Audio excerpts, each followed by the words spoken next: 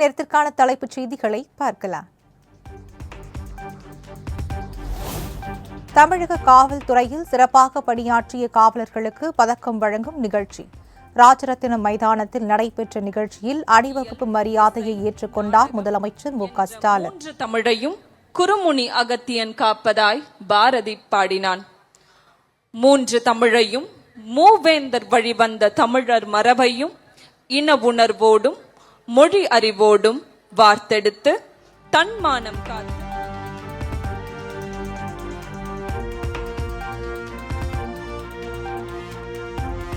தமிழக காவல்துறையில் சிறப்பாக பணியாற்றிய காவலர்களுக்கு பதக்கம் வழங்கி கௌரவிப்பு. சென்னை ராஜரத்தினம் மைதானத்தில் முதலமைச்சர் மு.க.ஸ்டாலின் 69 பேருக்கு நேரடியாக வழங்கினார். Police medal for distinguished service திரு A. Mylvahanan, superintendent of police vigilance and anti corruption, Chennai.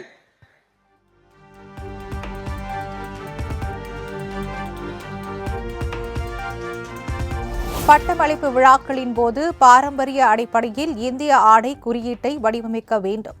அனைத்து மாநிலங்களுக்கும் மத்திய சுகாதாரத்துறை அமைச்சகம் அறிவுறுத்தல்.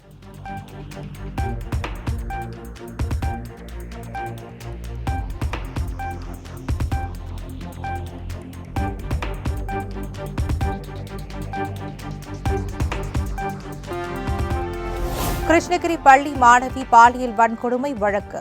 தற்கொலை செய்து கொண்ட நாம் தமிழர் நிர்வாகி சிவராமனின் உடல் பிரேத பரிசோதனைக்கு பிறகு உறவினர்களிடம் ஒப்படைப்பு.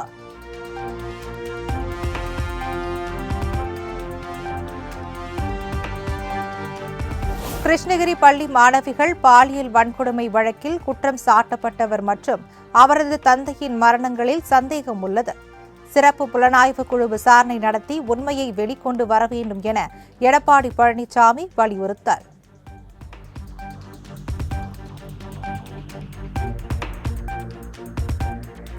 கிருஷ்ணகிரி பள்ளி மாணவிகள் பாலியல் சீண்டலில் வழக்கில் தொடர்புடைய நாம் தமிழர் நிர்வாகி சிவராமன் மரணத்தில் சந்தேகம் இல்லை.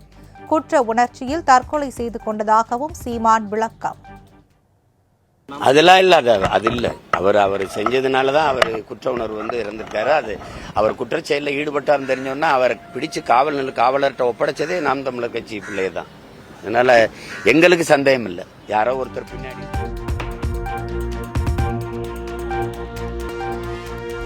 கிருஷ்ணகிரியில் பாலியல் வழக்கில் சிக்கிய சிவராமன் மற்றும் அவரது தந்தையின் மரணத்தில் சந்தேகம் உள்ளதாக பாஜக மாநில தலைவர் அண்ணாமலை புகார்.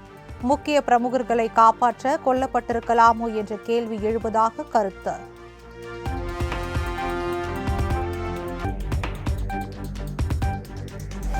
கிருஷ்ணகிரியில் பள்ளி மாணவிகளுக்கு நடந்த பாலியல் கொடுமை குறித்து தாமாக முன்வந்து விசாரிக்க வேண்டும் என கோரிக்கை. வழக்கு தொடர்ந்தால் விசாரிப்பதாக சென்னை உயர்நீதிமன்ற பொறுப்பு தலைமை நீதிபதி அமர்வு ஒப்புதல்.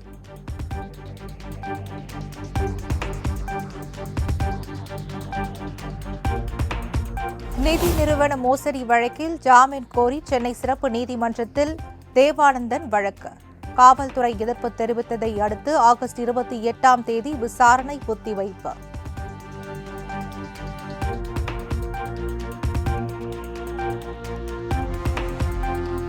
சிவகாசி அருகே சட்டவிரோதமாக பதுக்கி வைக்கப்பட்ட 1 டன் எடையிலான பேன்சி ரக பட்டாசு மூலப்பொருட்கள் பறிமுதல். நீதிமன்ற உத்தரவுப்படி பட்டாசு மற்றும் மூலப்பொருட்களை தண்ணீர் ஊற்றி அழித்த வெடிகுண்டு செயலிழப்பு நிபுணர்கள்.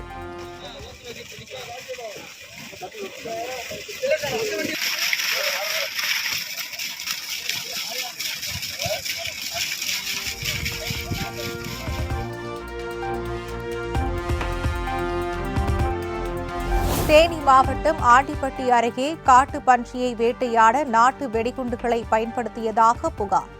6 பேரை கைது செய்து சிறையில் அடைத்தது போலீஸ்.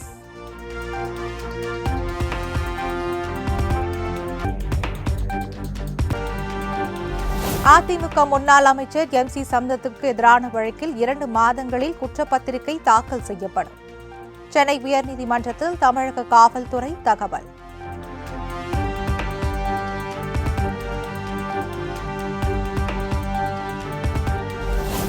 கும்மிடிப்பூண்டி ரயில் நிலையத்தில் பட்டா கத்தியுடன் வந்த பச்சையப்பன் கல்லூரி மாணவர்கள் 2 கைது. ரயில்வே ஏடிஜிபி வனிதா உத்தரவின் பேரில் நடவடிக்கை.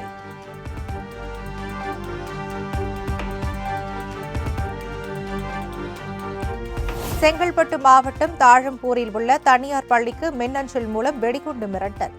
மாணவ மாணவிகளை பாதுகாப்பாக பள்ளிகளை விட்டு வெளியேற்றம்.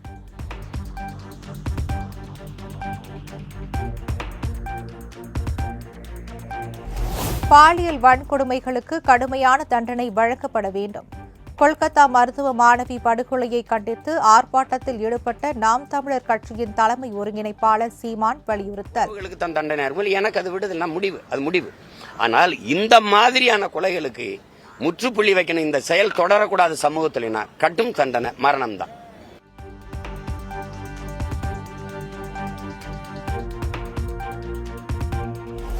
கொல்கத்தாவில் பயிற்சி மருத்துவர் பாலியல் வன்கொடுமை செய்யப்பட்டு கொலை செய்யப்பட்டதற்கு எதிர்ப்பு.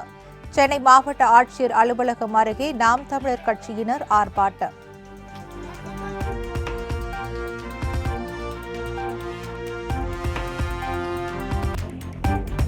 தனக்குள் ஏற்பட்ட வலியின் வெளிப்பாடே வாழை திரைப்படம். நெல்லை உடையாட்பேட்டை திரையரங்கில் ரசிகர்களுடன் அமர்ந்து படம் பார்த்த பின்னர் இயக்குனர் மாரி செல்வராஜ் பேட்டி. பெயின்ஃபுல்லான வெற்றி. அதனால் ஆர்ப்பாட்டமாக என்னால் சொல்ல முடியல. பட் 30 வருஷம் கழித்து கூட என்னோடய எமோஷனல் என்னோடய வழியை புரிஞ்சுக்கிட்ட தமிழ் மக்களுக்கு எல்லோருக்குமே என்னோட நன்றி.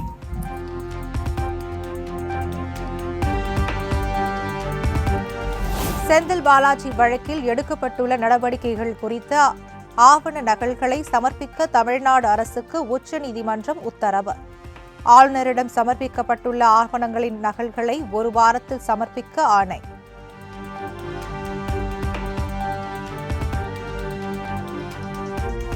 அதிமுக முன்னாள் அமைச்சர் ராஜேந்திர பாலாஜி மீது குற்றப்பத்திரிகை தாக்கல் செய்ய நடவடிக்கை கோரி உயர்நீதிமன்ற மதுரை கிளையில் வழக்கு பதிந்து 3 ஆண்டுகளாகியும் காவல்துறை எந்த நடவடிக்கையும் எடுக்கவில்லை என மனுதாரர் குற்றச்சாட்டு.